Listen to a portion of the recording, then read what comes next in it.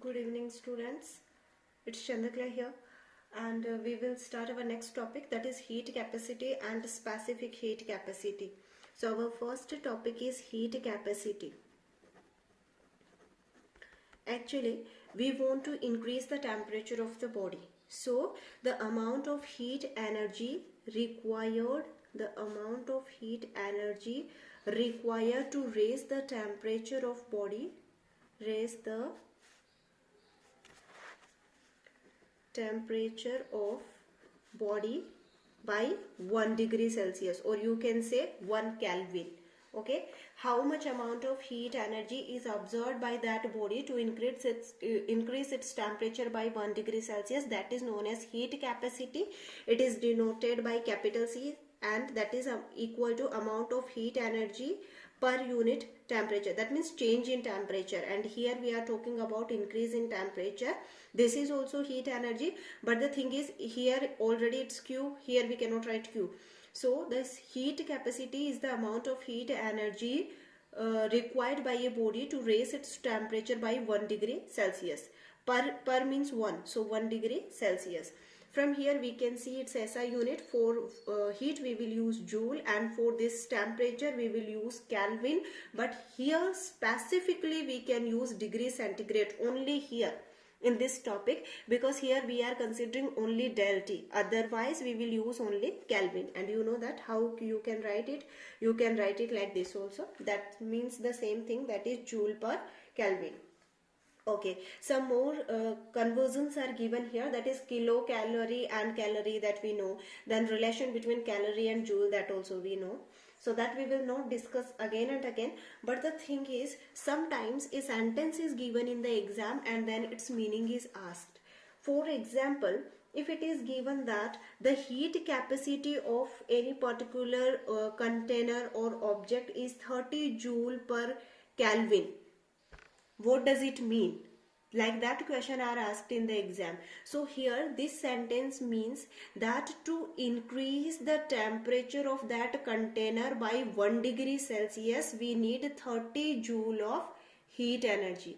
In other words, 30 joule of heat energy is required to raise the temperature of that vessel by 1 degree Celsius or 1 Kelvin as given in the question.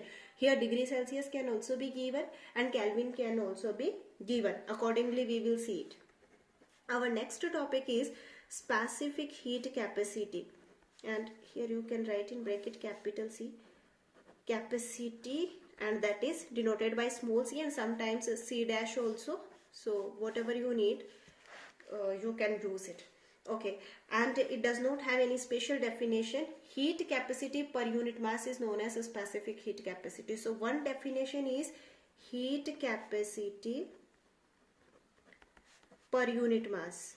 This is one definition, that is known as specific heat capacity. And you know that specific heat capacity C, small c, is equal to heat capacity per unit mass, means divided by mass. And you know that heat capacity is equal to Q upon T. So instead of this heat capacity, I can write Q upon del T. And here for specific heat capacity, we have one extra M. Therefore, specific heat capacity is equal to Qm into del T. Okay, so from here we will get one more definition as we have given for heat capacity. Similarly, we will give for specific heat capacity. So, specific heat capacity is the amount of heat energy required to raise the temperature of unit mass by 1 degree Celsius or 1 Kelvin, whatever you want you can write. Okay, here what is the difference? That is unit mass. Unit mass means either it will be 1 gram or it will be 1 kilogram. That will depend what kind of units you are using, CGS unit or SI unit, but we will define it for unit mass.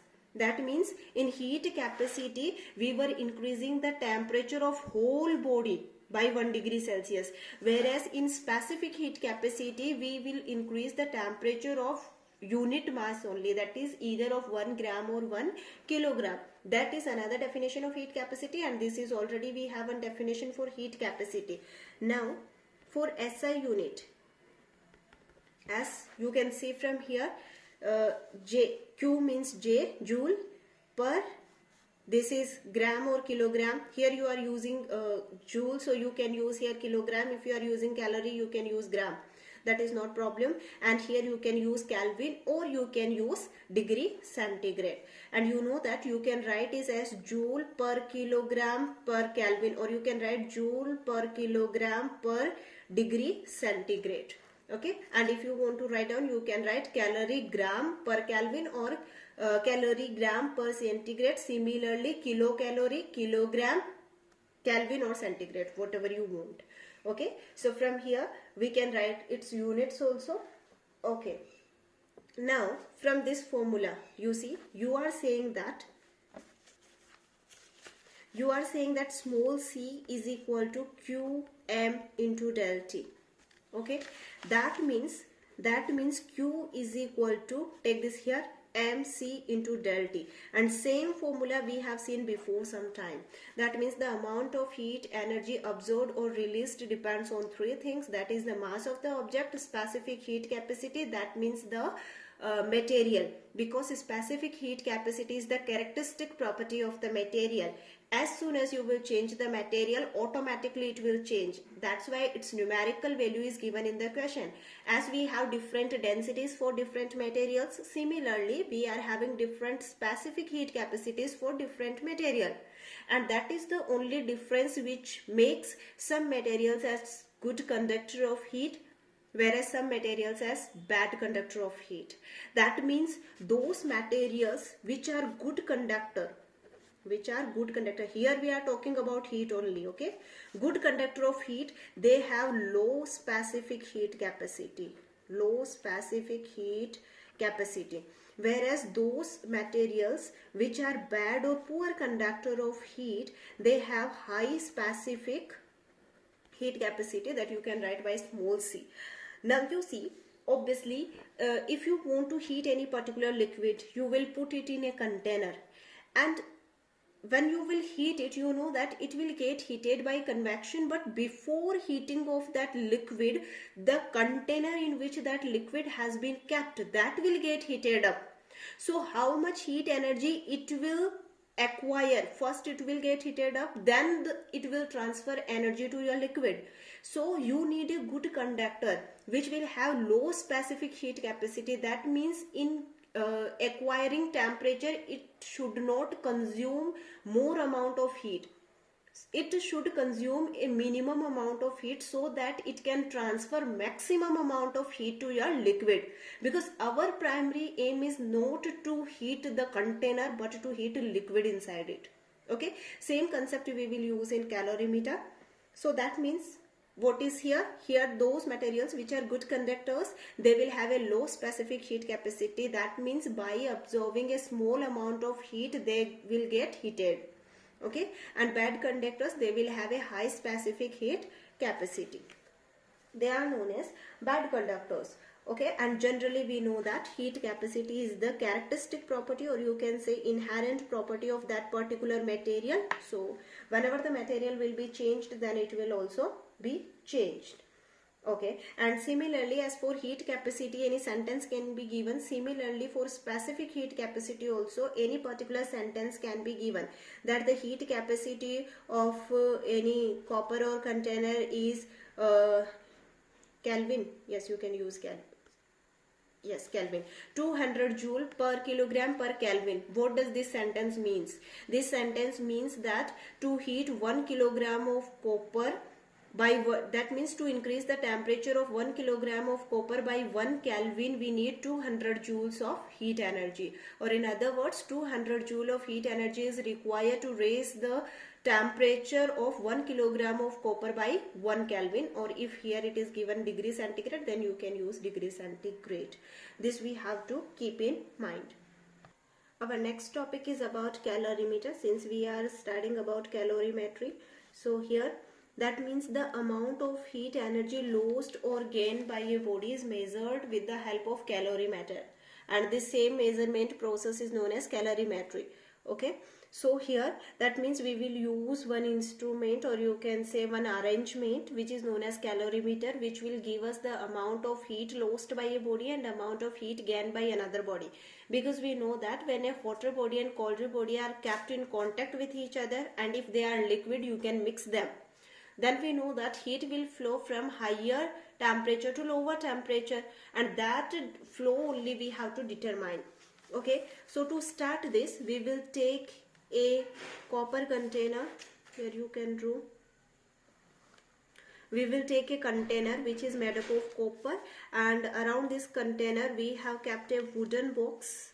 This is the wooden box, and then we have filled, you can put it up to here, then we can fill any bad conductor or insulator of heat here, for example wool or cotton. That means this is your copper, this is wool, here we have taken, this is wooden box, okay. And similarly we will put a wooden plate here also. Here also we have kept a wooden plate which has two holes. In one hole, this whole arrangement is arranged on a stand, okay. And with the help of this stand, we have suspended here one thermometer. Here we have kept two liquids, different liquids which were at different temperature. That means obviously one was hotter liquid and one was colder liquid. And here we have kept one thermometer to measure the temperature, and here we have kept one stirrer. No need of specially putting any stirrer, you can mix it with any particular material. Stirrer is used to stir the mixture, that means to mix them properly. Okay, now here some things are there which we need to discuss. First thing, we have taken our actual this container is made up of copper. We have taken copper because it has a low specific heat capacity. That means when we will mix our mixtures, then this copper vessel will not consume more amount of energy, because we don't have to do anything with this copper vessel. We want to measure the temperature of this mixture only. So whatever amount of heat will be taken by this copper vessel, that will be actually wastage for us. So we want such a vessel which can consume minimum energy, because we want minimum loss obviously. And to avoid the same loss, we have kept here one wooden box around this arrangement, because wood is the poor conductor of heat. And further, for more precautions, we have kept here one insulator, that means the wool or cotton, so that this system can be treated as an isolated or insulated system. That means we don't want that any amount of our heat energy should lost in surrounding, because we want to measure it now, so we don't want to lose it. That's why here we have made such an arrangement which can avoid the moving or spreading of heat energy outside. For the same reason, here also we have kept this wooden plate, and here we have kept two holes in between it. That holes are not that much large. These are small holes through which only the thermometer or stirrer can enter. That's all. It's not that long holes, okay. So that here also there must not be any loss of energy outside also. Done. Obviously thermometer we will use to measure the temperature, and stirrer to mix the liquids. So here suppose we have taken two liquids, one liquid L1, it was at the temperature T1, and one another liquid we are having L2, which is at the temperature T2. Now we are saying that T1 is greater than T2. That means your liquid L1 is hotter than L2. That means this is a hot body, this is a cold body. Okay, obviously when we will mix them, then we know that the heat will flow from higher temperature to lower temperature. So the temperature of L1 will decrease and the temperature of L2 will increase. In last class itself we have seen that if you have two bodies with temperature T1 and T2, then after putting them in contact or after mixing them, we will have a temperature of mixture, let it be T. But that T will not be equal to T1 plus T2, but it will be the temperature somewhere between T1 and T2. Suppose it is 5 degrees Celsius, it is 15 degrees Celsius. Then after mixing them, we will get one temperature. And that temperature will be between 5 to 15. need not to be exactly 7.5. It can be 14.5, it can be 14, it can be 13, 12, 5.9, whatever. But that temperature will be in between these two. Okay, right now we don't know what it is, but we are assuming that after mixing both the liquids, this mixture has temperature T. And this T will be obviously less than T1 because the temperature of liquid T1 has decreased, because the temperature, this liquid L1 has transferred some amount of heat energy to T2. That's why this T will be less than T1 and more than T2. This we know definitely. We don't know how much, but the situation will be this. This much we know right now. Okay, now we have assumed that for liquid L1, let the mass of this liquid L1 is M1, specific heat capacity is C1. Similarly for L2, let the mass be M2 and specific heat capacity is C2.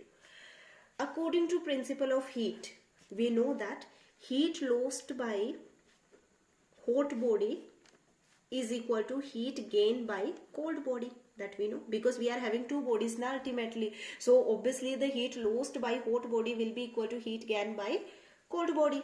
This is our principle of heat, and now we will make it as principle of mixtures. Okay, done. Heat is lost by L1. So here we will write everything about L1 and here we will write everything about L2 because heat is gained by L2. Right now we have learnt one formula for amount of heat energy, mc del T, right?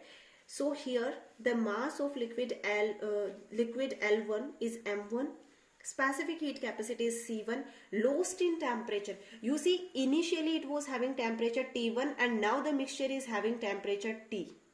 And we know that T1 is greater than T because when it reached to T, then the temperature has fallen down. So that means here the temperature is T1 minus T because T1 is the highest temperature in this whole arrangement. Liquid L1 was hotter body, so it is having highest temperature. So T1 will be greater and T will be less. That's why we have written T1 minus T. Similarly, heat gained by second liquid, obviously. So here if the mass is M2, specific heat capacity is C2, what is the temperature? This T2 is increasing because it is taking heat from T1. That means L1. L2 is taking heat from L1 because L2 is cold body. So obviously its temperature will increase. So here in this case it will be T minus T2. That means final temperature of the mixture will be greater than the initial temperature of liquid L2. That's why here we have written T minus T2. Okay. In the case you consider that this copper is having it is a good conductor, so it is having minimum specific heat capacity and we have neglected. If it has acquired some amount of heat, we have neglected. In that condition, this is your principle of calorimetry, no problem. But you see, it is negligible. It is not zero, right? So that means what? Right now we have discussed one thing. That means if you are heating any liquid by putting it in container, because without putting liquid in container, you cannot heat it, right? So definitely you will have to use the container, and if you are using that container, then that container will acquire or absorb some amount of heat from your system, whether you like it or you don't like it. That means what? That means actually you cannot neglect this. That means it is having a small value, but still if we will consider it, then this copper vessel will also have a mass, and this copper vessel will also have a specific heat capacity, and here also we will have change in temperature. And if we will include this one, then we have to add this with this one. Why? Because the heat will be lost only by L1 because it is having highest temperature. From same temperature this copper has taken the heat, and from same temperature L2 has taken the heat. That means this is giving the heat and both these are taking the heat. So left hand side must be equal to right hand side. That means M1 C1 T1 minus T is equal to M2 C2 T minus T2. but along with that some amount of heat is also taken by this your copper vessel. So here you can write capital M C, and here it is written del T. For not getting confused in between all things, you can write here MC, that means this is the mass of the calorimeter. Similarly CC, that means the specific heat capacity of calorimeter, and del TC, that means the change in temperature due to calorimeter. So just to make a difference, I have mentioned here C. If you want you can, if you don't want then skip it. Okay.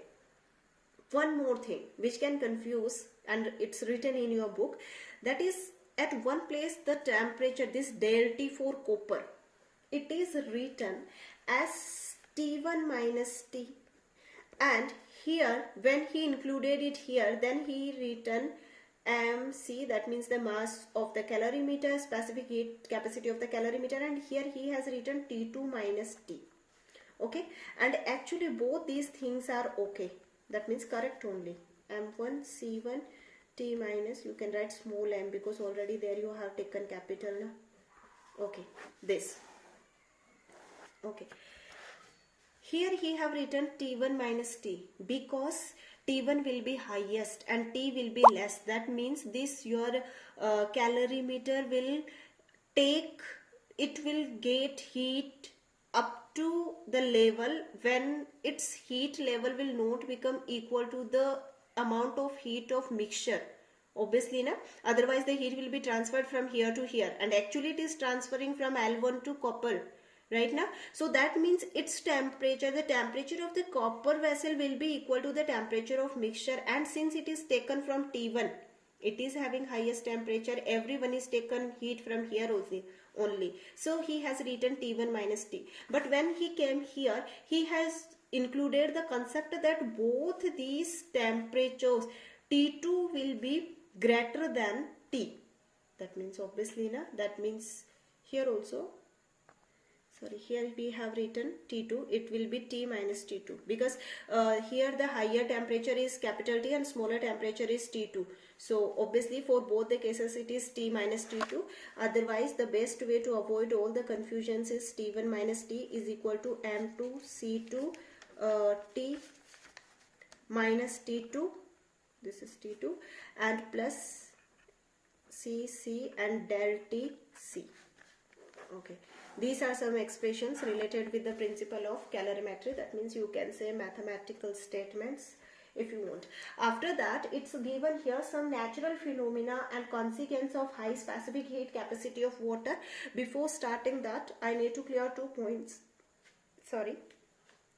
One is that here in this chapter we will use again and again the specific heat capacity of water, and we will say that since water is having high specific heat capacity, but it does not mean that water is having highest specific heat capacity. Hydrogen have specific heat capacity more than water, but again and again we will use water because the high specific heat capacity of water has a large amount of application in our daily life. So we have to read it. That's why all the examples which we are going to read now will be related with high specific heat capacity of water. So actually this is a theory portion. You can read it by yourself. Still I will make a reading. The climate near the seashore is moderate. Moderate means not very hot, not very cold. It's okay because of land breeze and sea breeze. Because water has a high specific heat capacity, and land, that means the area around or near the sea or water body, whatever it is, it will have less specific heat capacity. So during day when the sunlights will fall, then the land will get heated up early and the sea water will take more time because its heat capacity is more, specific heat capacity is more, so it will need more amount of heat energy to increase its temperature by 1 degree Celsius per unit mass also. Okay, so that means this will get heated very early than this one. So for a particular instant, this is the hotter body and this is the colder body, because this land or the area around the sea body has already getting heated up, whereas this is heating right now. So its temperature is less than this. So in this condition, this is the hot body and this is the cold body. and in this condition you know that the air currents will set up, that we have studied in lower classes too much about that. I will not discuss everything, but the air currents will set up from the sea to land, and that is known as sea breeze. Similarly, during night, after falling of sunlight for whole day, the water has also get heated up and the land has also get heated up. Now the thing is, when the sun will set, after sunset, they will start releasing the energy to cool down. So since the land or this area or earth surface was having less heat capacity, so it will get cold sooner and it will take more time. So for a particular instant, now this is the cold body and this is the hot body, so the air currents will set up from land to water, and that's why it is known as land bridge. So that means a continuous flow of cold air is taking place here. That's why the temperature do not get much hotter. It's okay. Then hot water bottles are used for fermentation. Fermentation means if any particular body part has got swollen or something like that, some muscular problems are there, then the doctor suggests to use fermentation, that means hot water. So that our concept is, why do we use water only? Because water has a high specific heat capacity. So once if you have heated it and if you have kept it in a bottle or whatever you have taken, cloth which is made up of rubber, whatever, if you have kept it inside that, then it can remain hotter for longer time. You can use it for longer time because it has high specific heat capacity, and before cooling down it will need to release a large amount of energy, and that will take more time.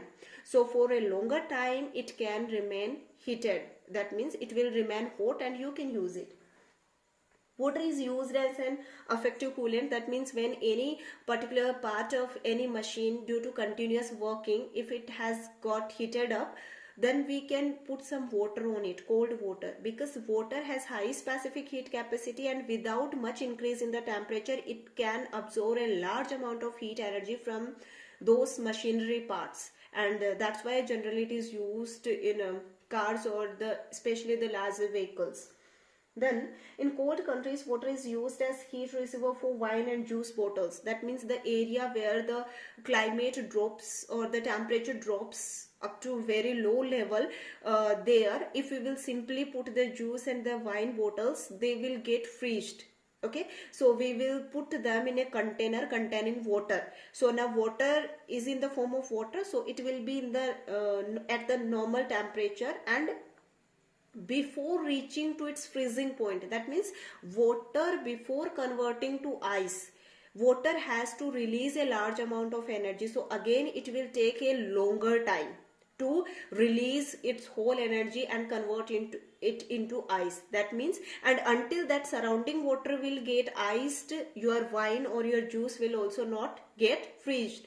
So that means to avoid freezing of these juice and wine bottles, we can use water. Next thing is, farmers fill their fields with water to protect the crops from frost. Same thing, that means in plants also, the capillaries of the plants will get, that means the capillaries of the water has a large amount, the capillaries of the plants has a large amount of water. So obviously if it will be left and if the temperature falls up to a very large amount, then that water inside the capillaries will freeze, and we know that when water will freeze, it will its volume will increase and it will need more space. Every day in home, when we put water to become ice in our refrigerator, then we do not fill the container fully, because we know that when it will be converted into ice, it will require more space. But similarly, the plant cannot increase the space in the capillaries now. So if that water in the capillary will freeze there itself, then it will push the out boundaries of the capillary and it will burst and your plant will die. So that means we will fill some water around those plants. Now the water has to freeze and then it comes to your capillaries, right? So the water itself, since it has a high specific heat capacity, so first it will release a large amount of energy, and that will take a lot of time. That means for a very longer time it can keep your plants safe. Next thing is, all plants and animals have a high content of water in their bodies. That you know, that means we have a lot of seasons, that means winters and sometimes summers, and temperature, or you can say climate, is continuously changing, so that we should not freeze, right? Our blood inside us should not freeze. To avoid that, we are having a large amount of water. Next thing is, some examples of high and low specific heat capacity. The base of a cooking pan is made thick. Yes, that below portion of the cooking pan in which you are preparing vegetables and all that.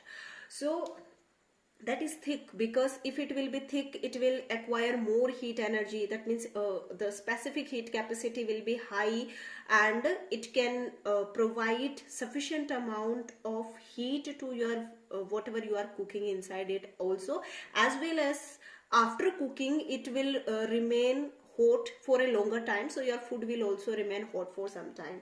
The base of an electric press is made thick and heavy, obviously, so that if the specific heat capacity will be more, it will acquire more it will acquire more amount of heat energy, and even after switching off the current also, it will remain hotter for some time. You can use it. The vessel used for measurement of heat is made of a thin sheet of copper. This right now we have seen. In calorimeter we use copper because it has low specific heat capacity, and it will not acquire more heat from your mixture. That means it will not vary the reading of mixture by a large amount. Obviously it is not zero, but still negligible. Okay, we can consider it negligible. So in that case, that's why we are taking copper.